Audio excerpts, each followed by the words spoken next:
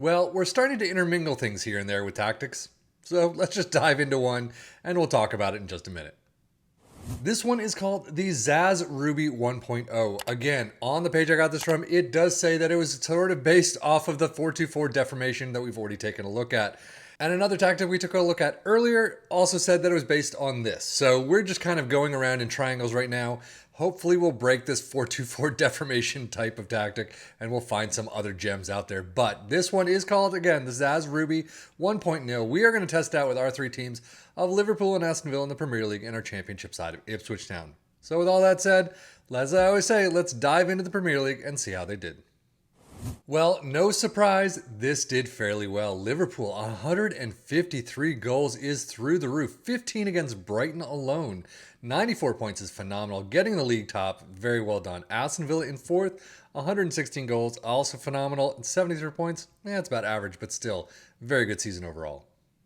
Liverpool's schedule, domestic cups, they get to the Carabao Cup final. They win against Arsenal 2-1. They get to the FA Cup quarters against Fulham, unfortunately losing out 1-2.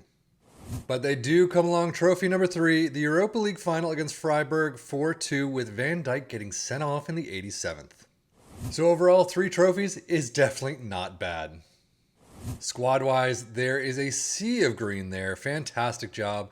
33 goals for Jota, 26 for Nunez, 25 for Szoboszlai, 24 for Salah, 20 for Diaz and Gakpo. That is insane right there. 19 assists for Salah, 18 for Szoboszlai, and average rating, Szoboszlai gets the tops with 746. Aston Villa this time around not doing nearly as good of a job. Carabao Cup third round out in penalties to Tottenham, and then the FA Cup fifth round in penalties to Fulham. And in the Europa Conference League, they have a phenomenal run all the way to the final, beating Olympiacos 3-0. So overall, it's not a bad season at all for Aston Villa. They are in fourth, Champions League next season. They've got the winner medal of the Conference League. Fantastic job there. They could have raised a bit more points, and they could have done a little bit better domestically. Squad-wise, yeah, they've got more green than their average, but still, you'd like to push a little bit more. But 34 goals for Ollie Watkins, 23 for Diaby, 21 for Zaniolo, assists 18 for Zaniolo and Watkins apiece, and then average rating Ollie Watkins with a 7.55. Data hubs for the two teams. Liverpool looking through and through, attacking, very well done there. Defensively, they had some woes, though. It looks like they've been cut off a little bit. General performance, 4.03 goals per game.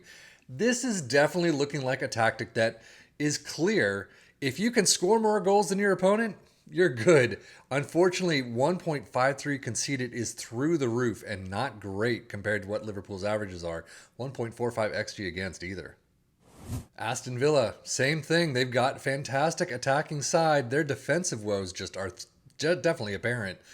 Goals per game, 3.05. That is through the roof for Aston Villa. But 1.84 conceded, 1.84 XG against is not great.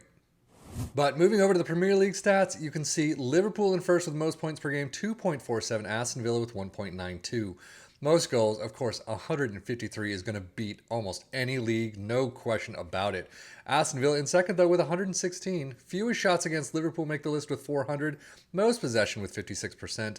And most dribbles made, Aston Villa do come back into the list with 638. Liverpool, though, beat them with 668. And then most shots for it, Liverpool with 713. Aston Villa with 610.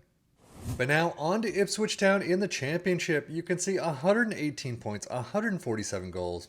Yeah, it worked for them as well.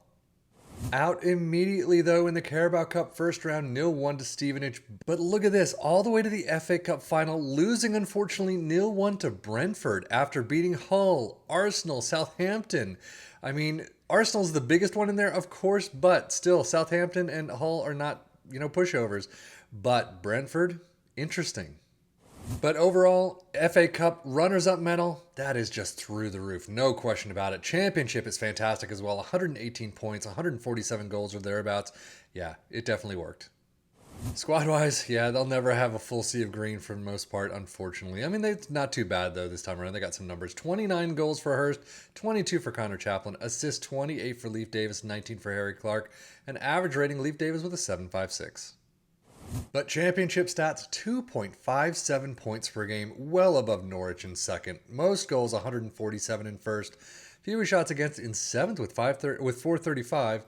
Most possession with 55%. Most dribbles made in sixth with 795.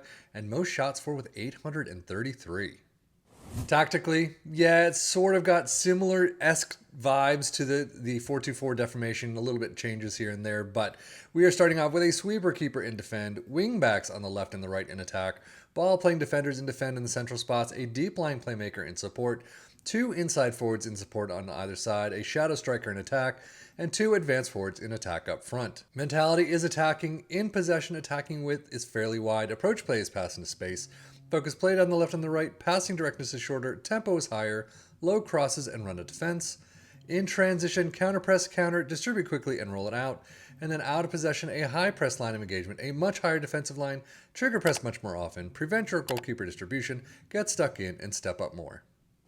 But now overall for these 3 teams, yeah, it clearly worked. I mean, basing itself off the 4-2-4 deformation, which worked, and all these other tactics that are based off the same things over and over again, they're all working to the most part. 147 goals, though, is pretty dang nice for Ipswich. And looking at Liverpool, what do they get? 150 something? Yeah, 153 is definitely one to take a look at, especially if you have the attacking prowess like a Liverpool. Aston Villa even got 116, so definitely one to watch. This could probably be the best. I mean, again, every save that I do is different. I could do this save 5 different times, get 5 different results. In this save, it worked like a charm. So anyway, that's it for me, Sevian FM, for the Football Manager blog channel, saying thank you as always for watching. Take care and enjoy.